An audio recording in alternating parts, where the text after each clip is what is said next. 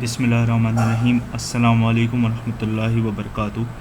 Today is our 10th lecture of our online classes. I am Maad Salman and today we are going to be studying is algebraic expressions. What we are basically going to be studying today is subtraction of polynomials, how two expressions are subtracted, which will be discussed in detail here. And now just take a look at the learning outcomes. So what are the learning outcomes? The learning outcome says in this lecture we are going to learn about subtraction of algebraic expressions. Now we have discussed addition of polynomials in the last two classes in detail. The last two classes were mainly about the addition of polynomials and something about in the start I have discussed in detail about the introduction of algebraic expression.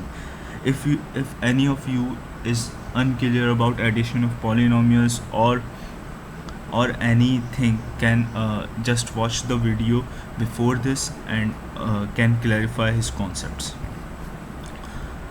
Now just take a look at the first question. We are going to subtract. We are dealing with question number 4 of exercise 8.1, which is available on your books on page number 113.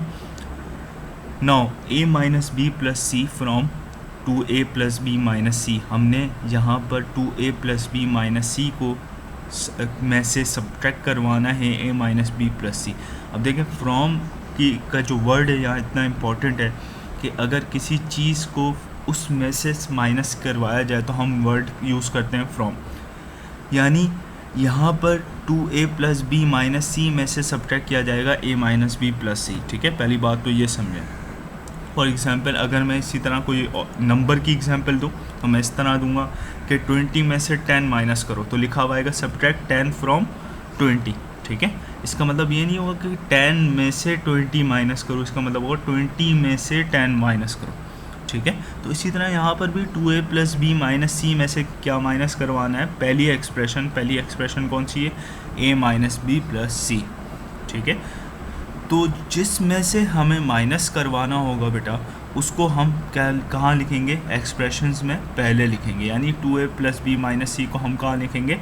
In the first लिखेंगे और इस second expression को हम बाद में लिखेंगे. ठीक है, देख सकते हैं आप लोग. अब यहाँ पर हम माइनस करवाते वक्त एक चीज़ का ध्यान रखते हैं और वो ये है कि हमने साइंस क्या करनी होती है? सेकंड एक्सप्रेशन की चेंज करनी होती है.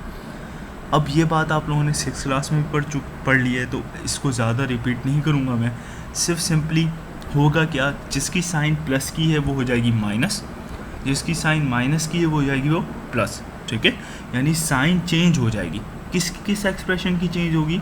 जिस एक्सप्रेशन को माइनस करवाना होगा. ये बात याद रखें. अच्छा, अब मैंने लिखा 2a प्लस बी माइनस सी. नीचे एक्सप्रेशन वैसी की वैसी लिख दी.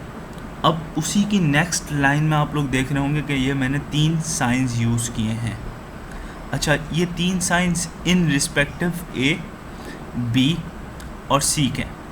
ठीक है, यहाँ a का कुछ नहीं है साइन. तो फॉर एग्जांपल अगर कोई नंबर होता है 5 तो प्लस में होता है या माइनस में होता है? ऑब्वियसली किस में होता है? प्लस में होता है. ऑब्वियसली किस में होता है? प्लस में होता है. नाउ यहाँ पर एक चीज़ ध्यान में रखें कि अगर कोई चीज़ प्लस में हो तो उसकी साइन किस में चेंज हो जाएगी बेटा? माइनस में चेंज हो जाएगी. अब यहाँ माइनस में जब साइन चेंज हो गई a की, तो अब a बन गया minus a. Similarly b minus में था तो वो b बन गया प्लस b. इसी तरह प्लस c बन गया माइनस c. अब देखते हैं इनकी एडिशन और सब्ट्रैक्शन कैसे होती है. अब 2a में से प्लस a नहीं करना, मुझे माइनस a करना है. तो माइनस a करना है तो 2a में से अगर एक a चला गया, माइनस हो गया, तो कितने a बच गए? एक a बच गया. यानी आंसर में आ जाएगा 1a. ऑब्वियसली 1 हम लिखते नहीं हैं तो हमने सिर्फ a लिख दिया. नाउ b माइनस b, अगर कोई साइन नहीं होता तो मैं डायरेक्ट इनको क्या कर देता? आपस में कैंसिल कर देता. लेकिन यहाँ क्या है? साइन चेंज हो चुका है बी का साइन क्या हो चुका है, प्लस हो चुका है। इसका मतलब है अब मैं बी को बी में प्लस करूँगा तो क्या आएगा आंसर आपका 2b आएगा। ठीक है, सिंपल। जो साइन पहले था वो अब चेंज हो गया, लेकिन किसका सिर्फ चेंज हुआ, सेकंड वाली एक्सप्रेशन का। अब इसी तरह -c है, ठीक है, अब +c है उसी के नीचे। अगर कुछ नहीं होता तो मैं डायरेक्ट इनको क्या कर देता, कैंसिल कर देता, लेकिन साइन नीचे कौन सा आ गया, माइनस का साइन आ गया। तो ये माइनस का साइन -c कितने -c हो गए, 2c हो गए, तो मैंने लिख दिया -2c।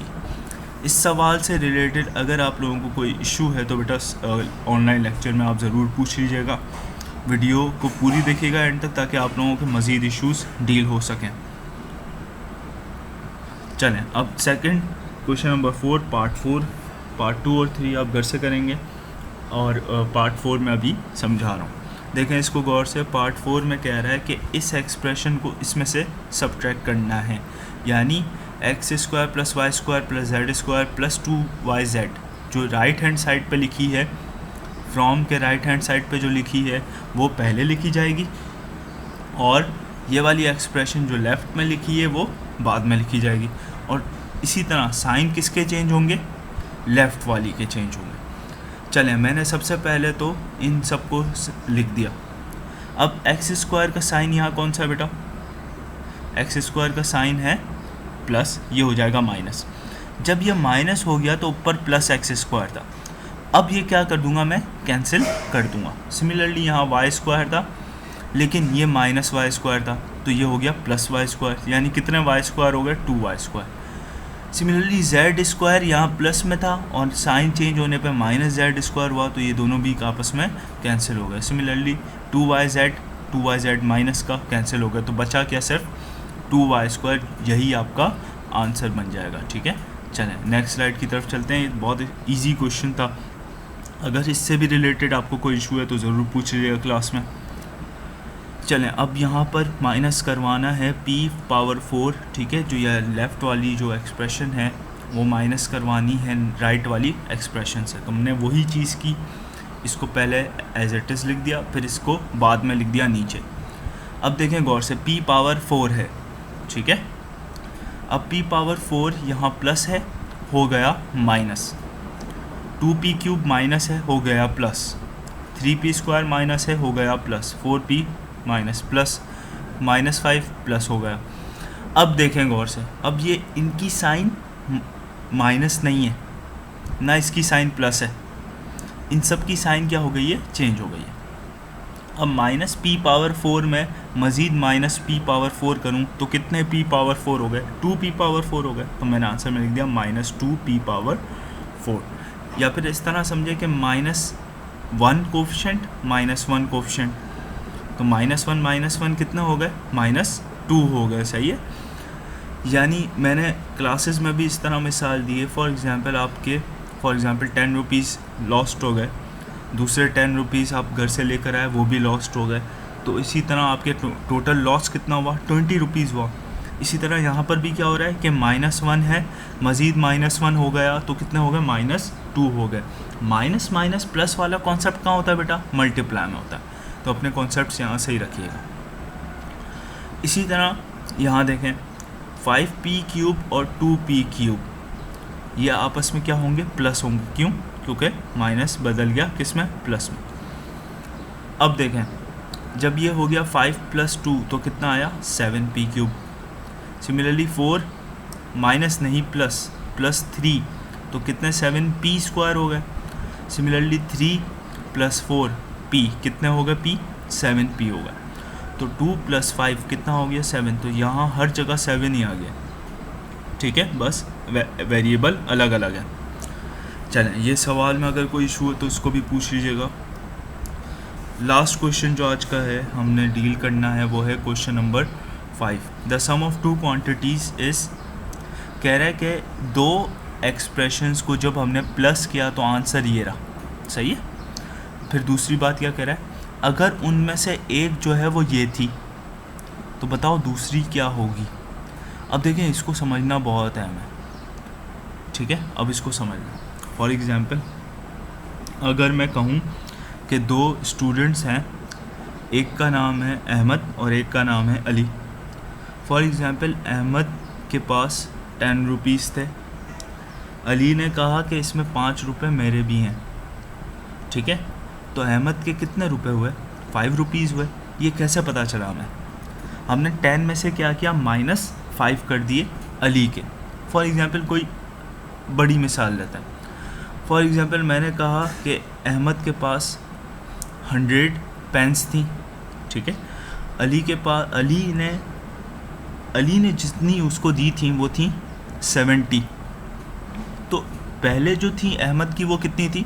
30 थी, लेकिन 30 और 70 मिला के उसकी कितनी हो गई? 100 हो गई।